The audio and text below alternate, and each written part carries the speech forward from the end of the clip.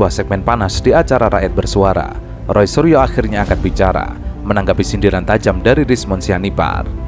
Sebelumnya, Rismond menyebut bahwa kontribusi Roy dalam buku Jokowi's White Paper hanya sebatas 46 halaman dan bahkan dituding hanya dilakukan melalui WhatsApp.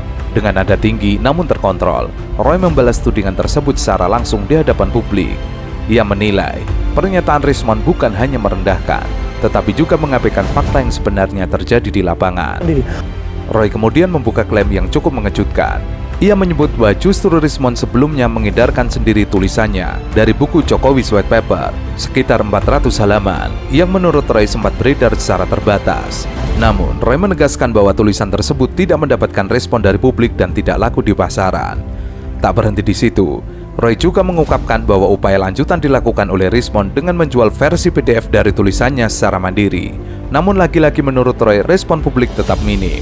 Ia meminta agar Rismond tidak membalik-balik, bahwa penerimaan publik bukan ditentukan oleh panjang pendeknya tulisan, melainkan kredibilitas dan isi yang dianggap relevan oleh masyarakat. Roy kemudian menutup pernyataannya dengan menyebut bahwa justru karya dirinya bersama Dr. Tifa yang mendapatkan perhatian luas. Ia menegaskan bahwa publiklah yang menilai mana yang layak dibaca dan dipercaya. Nah, buku Jokowi's White Paper ini ya, diskusi saya dengan Bu Tifa ya, pertama harus dipublikasi di penerbit profesional. Oke. Ternyata dipublikasi dia di Ahlina Publishing, miliknya sendiri. Oh, Ahlina itu milik Dr. Tifa. Miliknya sendiri. Ahlina Publishing. Itulah kesepakatan kita yang lisan dilanggar. Terus ini Dr. Tifa sebenarnya kita undang juga di sini. harusnya ada. Nah, Bang, terus berkesempatan untuk hadir. Tapi ada Bang Refli nanti. nah, terus ISBN. Kesepakatan kami itu harus ber-ISBN. Tapi dilanggar juga. Di segmen lanjutan, perdebatan semakin memanas ketika Rismond Sianipar mencoba membangun asumsi sendiri terkait penjualan buku Jokowi's White Paper.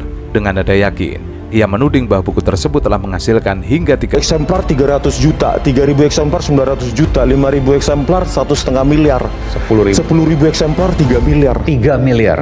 Namun pernyataan itu tak dibiarkan begitu saja. Refli Harun langsung memberikan bantahan tegas. Dengan gaya khasnya yang lugas, Refli menyebut bahwa hitungan Rismond sangat keliru dan tidak mencerminkan realitas dunia penerbitan. Ia menegaskan bahwa Rismond hanya melihat angka penjualan secara kasar tanpa memperhitungkan berbagai komponen biaya yang justru sangat mahal. Supaya fair. Saya ngomong lagi gini ya, saya ini juga penulis buku. Kalau Anda penulis buku, maka kemudian dua hal saja perjanjian. Bukan sekedar jual buku lalu dikalikan harga. Ia menjelaskan bahwa dalam proses penerbitan buku ada biaya produksi, distribusi, hingga biaya akomodasi untuk kegiatan sosialisasi yang tidak sedikit. Bahkan menurutnya, ratusan eksemplar buku juga dibagikan secara gratis sebagai bagian dari penyebaran informasi. Lalu sebagian digunakan untuk mencetak edisi kedua. Tetapi edisi kedua itu tidak sukses sama sekali. Antara lain, kenapa? Karena versi PDF itu disebarkan oleh Rismond. Rismond menyebarkan versi PDF-nya. Banyak orang yang mendapatkannya. Maka kemudian sekarang ada ribuan yang masih ada stoknya. Nah, mungkin apa yang saya terangkan ini tidak semuanya correctly, karena saya juga tidak tahu persis.